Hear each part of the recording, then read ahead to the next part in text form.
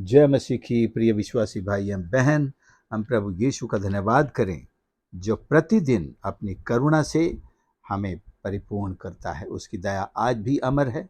उसकी करुणा और तरस आज भी हमारे ऊपर बिना शिकायत के, बिना शिकवे के, बिना संदेह के हमको चारों ओर से घेरे हुए है। प्रभु का हम प्रिय धन्यवाद करें जो प्रतिदिन हमसे बात करता, अपनी भलाइयों में आगे बढ़ाता है और परमेश्वर की उन सारी योजनाओं को पूरा करने के लिए हमें प्रतिदिन अपनी सामर्थ प्रदान करता है।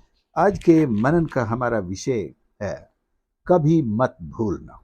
ये एक छोटा सा फ्रेज है, उपवाक्य है, जिसे हम बहुत बार दूसरों से भी कहते हैं और अपने आप से भी कहते हैं, ये मैं कभी नहीं भूल सकता, ये मैं नहीं भूलूंगा। और परमेश्वर का वचन भी आज हमें यही स्मरण दिलाता है कि तू ये बात या इन बातों को कभी मत भूलना। एक थीम पढ़ना चाहता हूं मनन के लिए, जो इब्रानियों की पत्री 10वां अध्याय 32 से लेकर 39 पद तक पाया जाता है। यह लिखा है, परंतु उन पिछले दिनों को स्मरण करो जिनमें तुम ज्योति पाकर दुखों के बड़े संघर्ष में स्थिर रहे। कभी कभी तो यूं कि तुम निंदा और क्लेश सहते हुए तमाशा बने, और कभी यूं कि तुम उनके साझी हुए जिनकी दुर्दशा की जाती थी, क्योंकि तुम कैदियों के दुख में भी दुखी हुए और अपनी संपत्ति भी आनंद से लुटने दी, ये जानकर कि तुम्हारे पास एक और भी उत्तम और सर्वदा ठहरने वाली संपत्ति है। इसलिए अपना हियाव न छोड़ो, क्योंकि उसका प्रतिफल बड़ा है। क्योंकि तुम्हें धीरज धरना आवश्यक है, ताकि परमेश्वर की इच्छा को पूरी करके तुम प्रतिज्ञा का फल पाओ। क्योंकि अब बहुत ही थोड़ा समय रह गया है, जबकि आने वाला आएगा, देर न करेगा। पर मेरा धर्मी जन विश्वास से जीवित रहेगा, और यदि वह पीछे हट जाए तो मेरा मन उससे प्रसन्न न होगा। पर हम हटने वाले नहीं कि नाश हो जाएं, पर विश्वास करने वाले हैं कि प्राणों को बचाएं। सच में परमेश्वर के वचन में इससे ज्यादा स्पष्ट हर विश्वासी के लिए कोई बड़ी चेतावनी नहीं है। यूं तो बहुत सारी चेतावनियां परमेश्वर के वचन में दी हैं, लेकिन सब एक दूसरे से मिलती जुलती और जुड़ी हुई हैं, एक दूसरे को एक्सप्लेन करती हैं या उनको कंप्लीट करती हैं। कोई भी कॉन्ट्रडिक्ट नहीं करती है, बल्कि एक्सप्लेन करती हैं और कंप्लीट करती हैं। तो हम परमेश्वर का धन्यवाद करें। हमारे जीवन में घटनाएं आती हैं, आई हैं, लेकिन ये घटनाएं, कुछ घटनाएं हमको याद रखने की जरूरत पड़ती है। उनमें से जो शिक्षा हमें मिलती है उसे हमें याद रखना है। कुछ घटनाएं हमें कड़वाहट से भर जाती हैं। जब भी उन्हें याद करो, कुछ ना कुछ कड़वाहट याद आ जाती है। तो उस कड़वाहट को हमें हटाना है, निकालना है, उनके छल नहीं करना है। और उन घटनाओं में से जो शिक्षा हमें मिली, जो जीवनदायक शिक्षा और लाभ हमें मिला, जो मार्गदर्शन मिला, जो हिदायत मिली, जो ये हमें सीखने को मिला कि मैं आइंदा ऐसा नहीं करूंगा, उन चीजों को हमें नहीं भूलना है। ये बात है। हमारे व्यक्तिगत जीवन की घटना हो, या हमारे परिवार के साथ की घटना हो, या हमारे समाज के साथ कुछ ऐसी घटना हो, या देश या दुनिया में कुछ, हाल ही में जैसे हम कोरोना से निकल के आए हैं, तो इस घटना ने भी बहुत कुछ दुनिया को सिखाया है। दुनिया कभी नहीं भूलेगी कि हमें किस तरह से सावधान रहना है, सावधानियां बरतने की घटना। 9/11 की घटना दुनिया को एक शिक्षा देकर गई है। लेकिन जैसे मैंने कहा, हर घटना के साथ शैतान कड़वाहट का इंजेक्शन लगाना चाहता है कि उनको बहुत सारे लोग बुरे अनुभव के रूप में याद करते हैं। तो कहते हैं, आज भी मैं याद करके कांप जाता हूं, मेरा दिल नफरत से भर जाता है, मेरा दिल क्रोध से भर जाता है, मैं सब कुछ भूल जाता हूं, मैं उस व्यक्ति को या उन लोगों को जब तक खत्म न कर लूं, मुझे चैन नहीं पड़ता है। तो कुछ घटनाएं लोगों को ऐसा मोटिवेशन देती हैं, लेकिन ये शैतान उन घटनाओं को याद दिलाकर हमारा हृदय कड़वाहट से भरता, हमारे स्वभाव को कड़वाहट से भरने का प्रयास करता है, ताकि हम उन शिक्षाओं को जो उन घटनाओं से मिली है उन्हें तो भूल जाएं, और साथ में हम उसकी शिक्षा से कोई भलाई अपने जीवन में ना करने पाए। हम बुराई ही सोचें, उन लोगों के लिए भी, उन घटनाओं के लिए भी, और जो जिम्मेदार है उसके लिए, उनके लिए भी उद्धार की बात तो सोच ही नहीं सकते।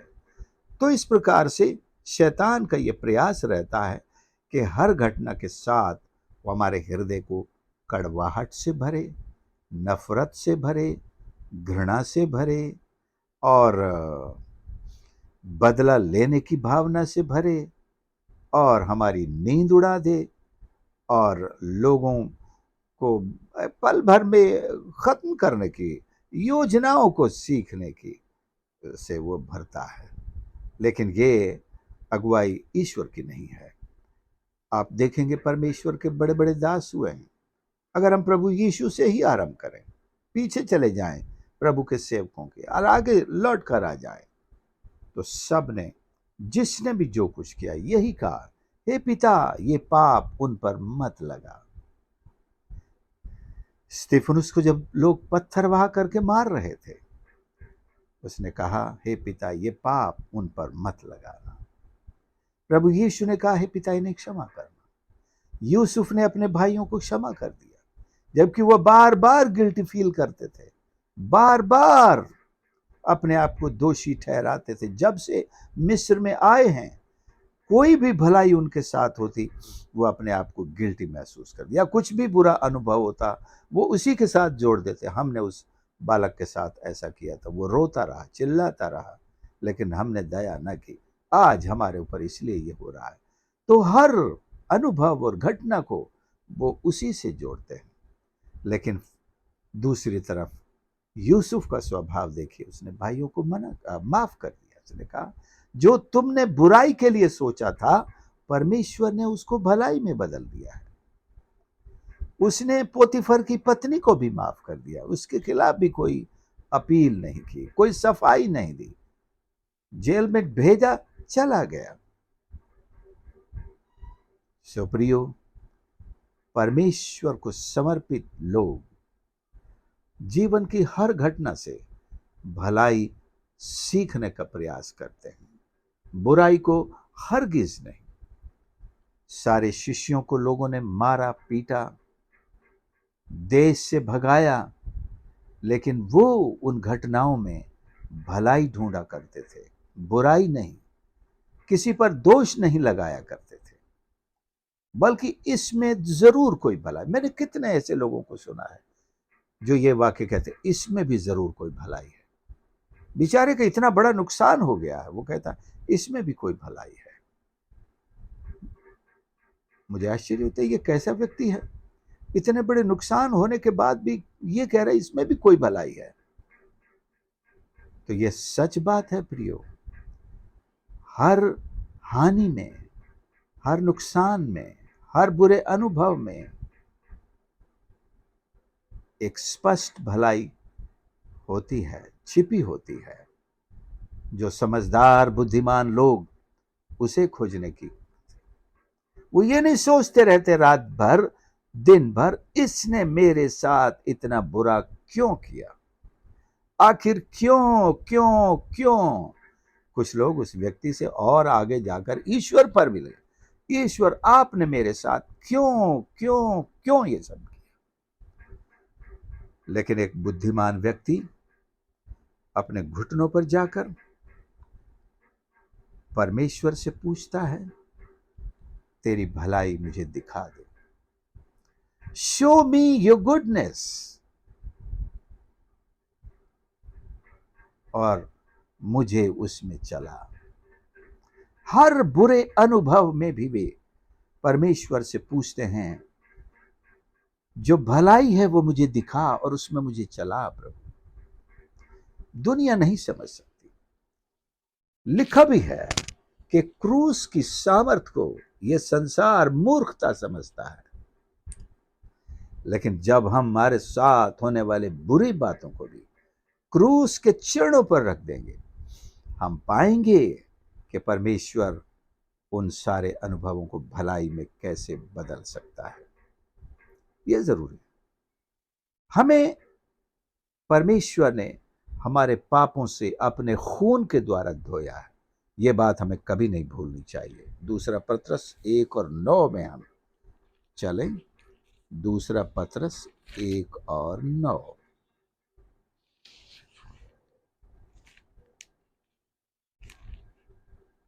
यहां लिखा हुआ है, क्योंकि जिसमें ये बातें नहीं वो अंधा है, धुंधला देखता है और अपने पिछले पापों से धुलकर शुद्ध होने को भूल बैठा है। उद्धार पाया हुआ है, पापों से धुला हुआ है, लेकिन उसके अंदर कुछ बातों की कमी दिख रही है। कौन सी है? वो ये है कि तुम सब यत्न करके विश्वास पर सद्गुण, सद्गुण पर समझ, और समझ पर संयम, संयम पर धीरज, धीरज पर भक्ति, और भक्ति पर भाईचारे की प्रीति, और प्रीति पर प्रेम बढ़ाते जाओ। ये धीरज, ये संयम, ये भाईचारे की प्रीति और ये प्रेम अगर ये नहीं है तो ऐसा इंसान को बताया गया है ये अपने पापों से धुलने को भूल बैठा है। और क्या है? ये धुंधला देखता है, ये धुंधला देखता है। हमारे प्रभु यीशु के द्वारा पापों से धोए जाने को हमें कभी नहीं भूलना है, कभी नहीं भूलना है। एक ऐसा अनुभव जो हमें जीवन भर याद रहना चाहिए।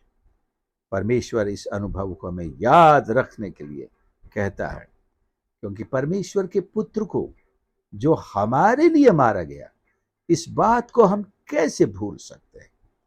Why and how should we forget that the Son of God was sacrificed on the cross of Calvary just for us? हमारे ही लिए वो क्रूस पर मारा गया। हम इस बात को कैसे भूल सकते हैं? दुनिया कैसे भूल सकती है? परमेश्वर यही सवाल अदालत में उन लोगों से पूछेंगे। What did you do with the one who died for you? जो तुम्हारे लिए मारा गया, तुम्हारे पापों के लिए मर गया, उसके साथ तुमने क्या किया? प्रभु, हमको तो पता ही नहीं। ये कैसे हो सकता है? तुम्हें पता ही नहीं। ये घटना दुनिया के किसी कोने में नहीं घटी है। पौलुस कहता है, This didn't take place in a corner. लेकिन यीशु ने जब क्रूस पर चढ़ा, सारी दुनिया के सामने इस चीज को लाकर रख दिया। आज कौन कह सकता है यीशु का क्रूस पर चढ़ना कभी हुआ ही नहीं था? कुछ लोग कहते हैं वो क्रूस पर नहीं चढ़ा था।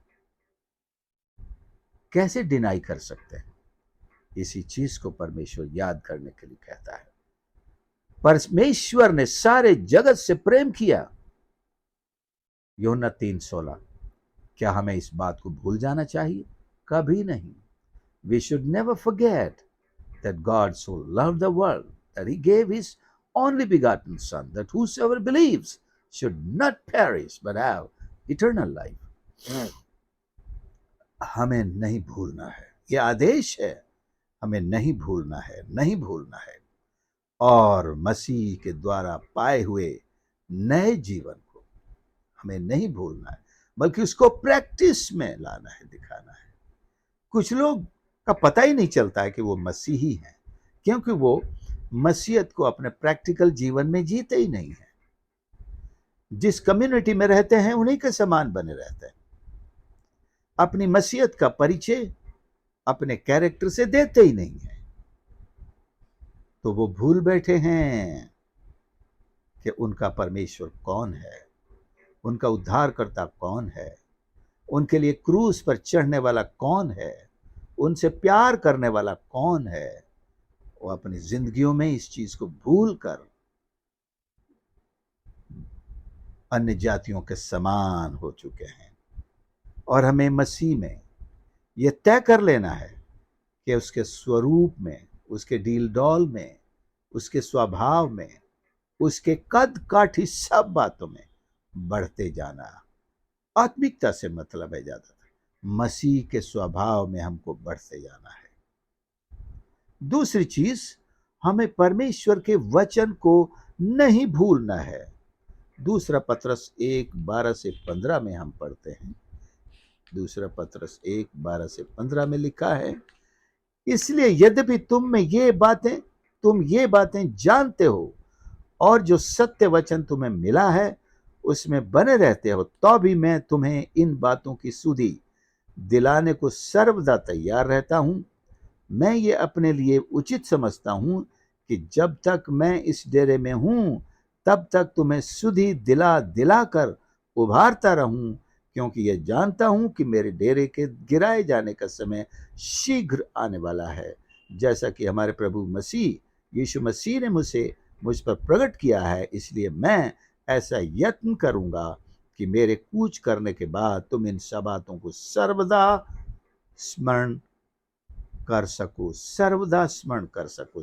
हमेशा इन बातों को, अर्थात परमेश्वर की शिक्षा को, परमेश्वर के इन वचनों को, मैंने जो उपदेश दिए हैं यीशु से पाकर या पवित्र आत्मा की प्रेरणा से, जो कुछ मैंने परमेश्वर से रिसीव किया और तुमको दिया, जैसे पौलुस ने कहा, यह बात मुझे प्रभु से पहुंची और मैंने तुम्हें पहुंचा दी है, इस तरह परमेश्वर के उन सारे दासों ने परमेश्वर के इस वचन को परमेश्वर से, पवित्र आत्मा की प्रेरणा से पाकर हमें पहुंचा दिया, और हम इन्हें स्मरण रखें, याद रखें, कभी ना भूलें। अपने हृदय पर, जैसे मूसा को पत्थर की पट्टियों पर लिख करके ईश्वर ने दे दिया, इसी तरह हमारे हृदय पर ईश्वर का वचन लिखा जाना चाहिए, लिखा जाना चाहिए। नोट्स में नहीं, डायरियों में नहीं रहना है, इन्हें हमारे दिल में उतरना है। बहुत से लोगों के नोट्स, बाइबल वचन, गीत उनके डायरीज में रहते हैं। अगर उनसे पूछो, आओ एक गीत सुनाओ, कर नहीं, मुझे डायरी चाहिए, मुझे गीत की किताब चाहिए, तभी गा सकता हूं। हमें ईश्वर के गीतों को, ईश्वर के वचन को अपने दिल की डायरी में लिखना है, रोज लिखना है, आत्मा की कलम से लिखना है। जिसने उसी कलम से उनके दिलों पर लिखा, वही हमारे दिलों पर लिखने को तैयार है। लेकिन हम हैं कि तुरंत मोबाइल में डाउनलोड करते हैं, हमें अपने दिल में डाउनलोड करना है। परमेश्वर अपना वचन दे रहा है, भेज रहा है, वो पवित्र आत्मा गीत भी दे रहा है। Let's download them into our hearts and print them, publish them. Publish का मतलब है जब हम सारी दुनिया को बताएंगे कि परमेश्वर ने मेरे दिल में क्या बात रखी है। जैसे भजन 44 में है, 45 में। एक मिनट के लिए हम इस भजन को देखें।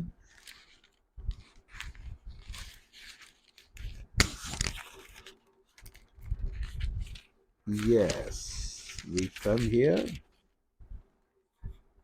मेरा हृदय 45 सुंदर विषय की उमंग से उमड़ रहा है। ये राजा के लिए एक विवाह के गीत टाइटल के अंदर लिखा गया है।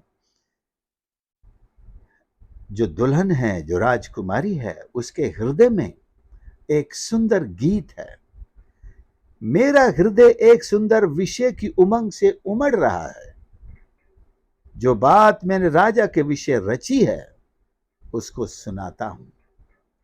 राजकुमारी के हृदय में एक सुंदर गीत उमड़ रहा है, उसके हृदय में है, उसकी डायरी में नहीं, उसके मोबाइल के बुक में नहीं, नोट्स में नहीं, या व्हाट्सएप पर नहीं, उसके हृदय में है। मेरी जीभ निपुण लेखक की लेखनी बनी है। My tongue is a ready writer, ready writer, निपुण लेखक है। सो प्रियो, क्या आपके हृदय में वो गीत लिखा गया है? क्या आपकी जीभ के द्वारा आप उसे हर दिल के ऊपर लिखने के लिए तैयार है। वो कहानी जो आपके जीवन में घटी है कि किस तरह प्रभु यीशु ने आपसे प्रेम किया, वो प्रेम कहानी। Every believer has a love story, how God fell in love with us और how you fell in love with him. But first it was God who fell in love with us. पहले परमेश्वर ने हमसे प्यार किया। उसने कहा है, तुमने मुझे नहीं चुना, मैंने तुम्हें चुना है। परमेश्वर ने हमसे पहले प्यार किया, यह भी लिखा। He first loved us। हमने तो केवल उसका प्रत्युत्तर दिया है। कभी ना भूलें अपनी प्रेम कहानी। एक मसीही गीत भी है, सुना दो मुझे वो प्रेम कहानी,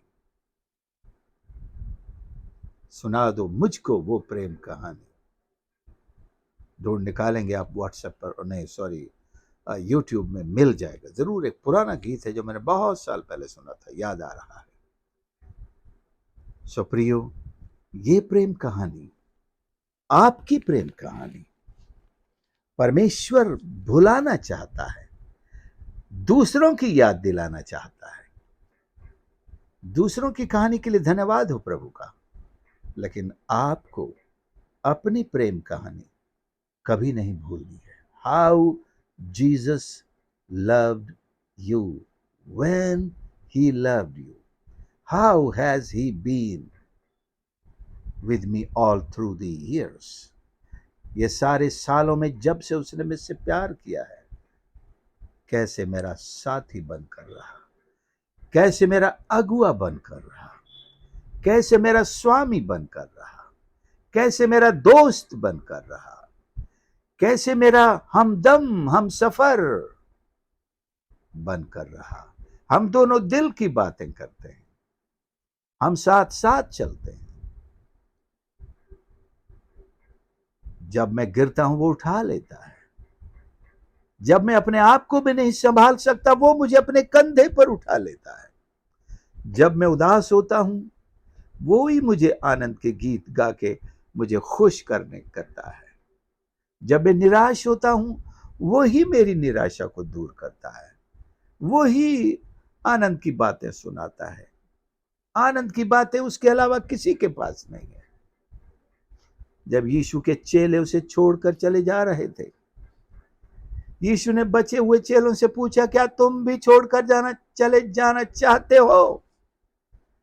पतरस ने जवाब दिया, प्रभु तुझे छोड़कर हम कहां जाएं? अनंत जीवन की बातें तो तेरे ही पास है। हाँ, अनंत जीवन की बातें, आनंद की बातें, खुशी की बातें तो केवल यीशु के पास है। बाकी दुनिया तो बुरी बातों से भरी पड़ी है, बुरे समाचार से भरी पड़ी है, कड़वाहट से भरी पड़ी है। अगर हम यीशु का साथ छोड़ बैठेंगे तो हम कभी सुखी नहीं रहेंगे, कभी सुखी नहीं रहेंगे, कभी सुखी नहीं रहेंगे। एक संस्था को छोड़ते समय संस्था के बॉस ने कहा था मुझसे, मुझे छोड़कर तुम कभी खुश नहीं रहोगे, कभी सुखी नहीं रह सकोगे। थोड़ा सा मुझे डर लगा। मैंने पूछा, ये श्राप है या कोई भविष्यवाणी? आप खुद जान लो। मैं लौट के आया और प्रार्थना करने लगा, ऐसा क्यों है? तब मुझे पता चला, इंसान तो जिंदगी में आएंगे और जाएंगे, उनके आने जाने से न खुशियां ऐड होती हैं न जाती हैं। लेकिन जिस दिन यीशु को मैं छोड़ दूंगा, सचमुच मेरे दिन बुरे शुरू हो जाएंगे। मैं सच्चाई को जान चुका था। मैंने कहा, प्रभु मुझे जहां गवाही दे रहा है मैं जाऊंगा, क्योंकि प्रभु मेरे साथ है। मैं चल दिया और आज तक प्रभु मुझे कभी दुखी नहीं होने दिया, क्योंकि खुशियां तो यीशु के साथ है, मनुष्यों के साथ नहीं है। उनकी वफादारी आप 100 में से 99% भी कर लेंगे और 1% अगर फेल हो गए तो पूरा 99 वो धो देंगे, आपको निकाल देंगे, बाहर फेंक देंगे। लेकिन प्रभु दयालु है, क्षमा करता है, माफ करता है, फिर खड़ा करता है, कहता है चल उठ, आगे चलना है। एलिया तुझे अब दौड़ना है, चल उठ। मेरे प्रियो, हम कभी ना भूलें मेरा दोस्त यीशु है। जिस दिन हम दुनिया को दोस्त बना लेंगे तब मुश्किल के दिन शुरू हो जाएंगे, क्योंकि दुनिया किसी को खुशियां नहीं दे सकती, केवल यीशु दे सकते हैं। तो याद रखना प्रियो, और एक और चीज जो हमें हमेशा याद रखनी, अपने बीते हुए दिन जो परमेश्वर की सहायता से हमने गुजारे, जिनमें प्रतिदिन परमेश्वर की भलाई हमारे जीवन में आती रही, किस तरह मिस्र में परमेश्वर ने हमको संभाला, किस तरह जंगल के सफर में उसने हमारा साथ दिया, रात और दिन चारों ओर से छावनी करके रहता था, किस तरह हर युद्ध में, लड़ाई में शत्रु से बचाते हुए, हमारी एक एक जरूरत को पूरी करते हुए, प्रभु हमारी अगुवाई करते हुए लेकर चला और आज यहां तक पहुंचाया है। कभी ना भूलिए। कई बार जब हम भूल जाते हैं पिछला जीवन, तो हम सोचते हैं अब क्या होगा, अब ये मुसीबत आ गई, कैसे आगे बढ़ेंगे, अब ये खो गया, ये चला गया, ये लुट गया, अब कैसे होगा, कहां से सहारा लाएंगे। अरे भाई, अब तक कहां से आता रहा? Who has been your supplier until now? Who has kept you until now? पुराने दिन आपको याद दिलाएंगे, ना तो आपके बल से, ना तो आपकी शक्ति से, ना तो आपके बिजनेस से, ना तो आपकी नौकरी से, ना तो आपके घोड़ों से, रथों से, ना तो और आपके बड़े बड़े दोस्तों के बिजनेस से आपको रोटी मिली है, जिंदा रखा है, आपके बच्चों की फीस भरी गई है, बच्चे पढ़ लिख कर गए हैं।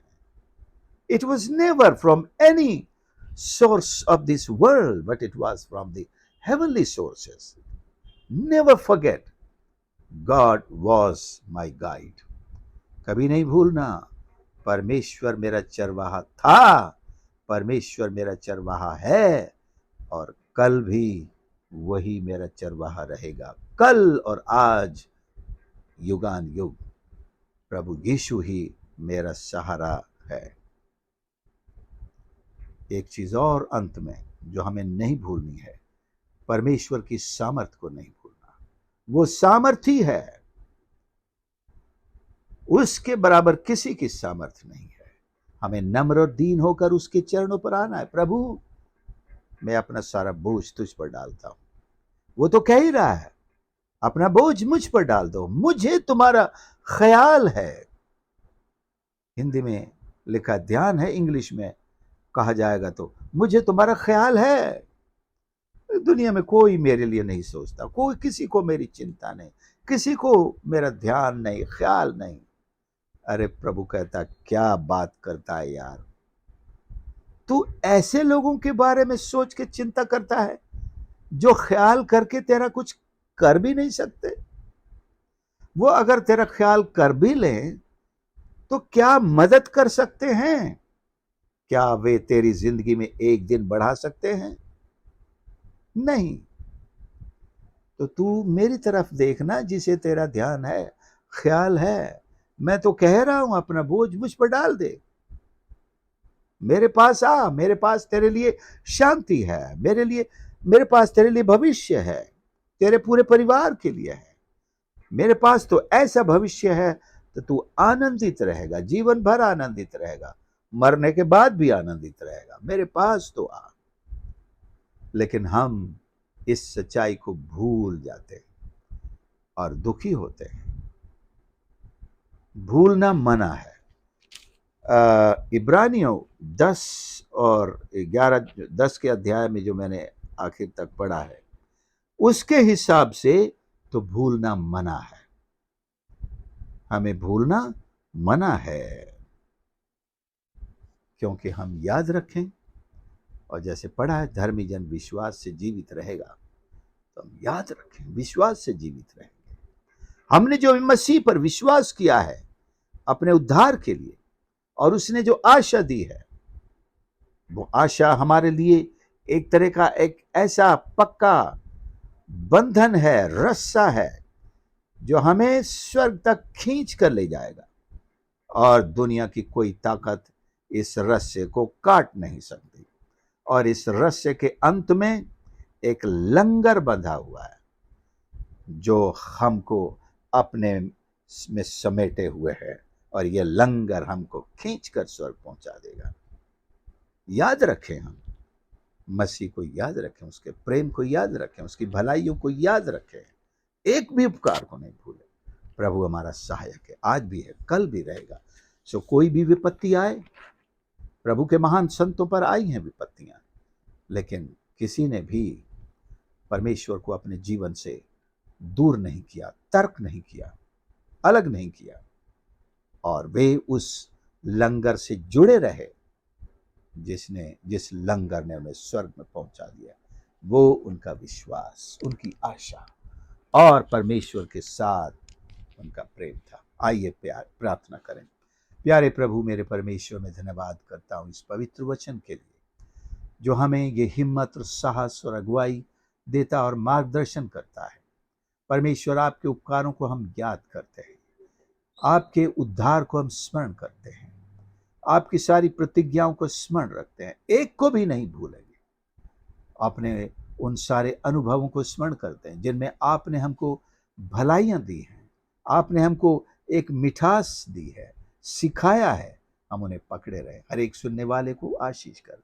यदि कोई उनके जीवन का ऐसा अनुभव है जिसमें आज तक उन्हें कड़वाहट से भरा है, आज यीशु नासरी के नाम से मैं प्रार्थना करता हूँ, उनके जीवन से ये सारी जमा कड़वाहट नष्ट हो जाए और केवल वो भलाई निकल कर आए जो प्रभु आप उनके जीवन में करते हैं। Give them that goodness into their life. उनके उस बुरे अनुभव के द्वारा भी जो भलाई निकली है, वो उन पर प्रकट करें, उनको स्मरण दिलाए, उसका दर्शन कराए, और आनंद से उनके जीवन को भर दे। चाहे कितना भी बुरा अनुभव, कड़वा अनुभव, असहनीय अनुभव रहा हो, उसमें जो भलाई आपने दिखाई है वो दिखा दे। परमेश्वर, सहायता कर, और हम कभी न भूलने वाले बन सकें। प्रार्थना उद्धार करता प्रभु यीशु के नाम से मांगते हैं, आमीन।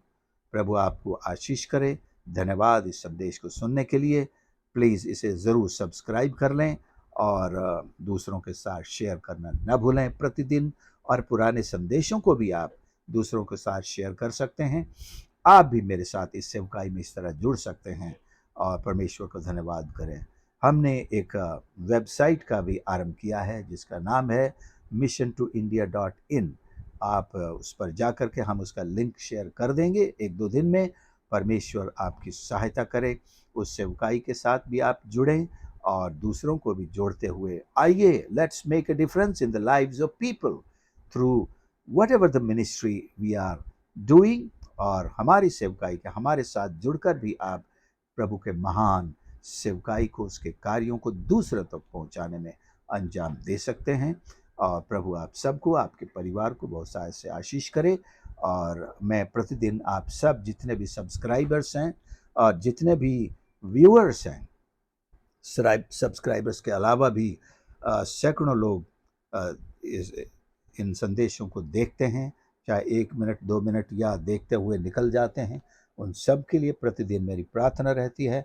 परमेश्वर आप सबको अपनी आशीषें प्रदान करें, अपना बोझ प्रभु पर डालें और वो आपके साथ हो। प्रभु आपको आशीष करें।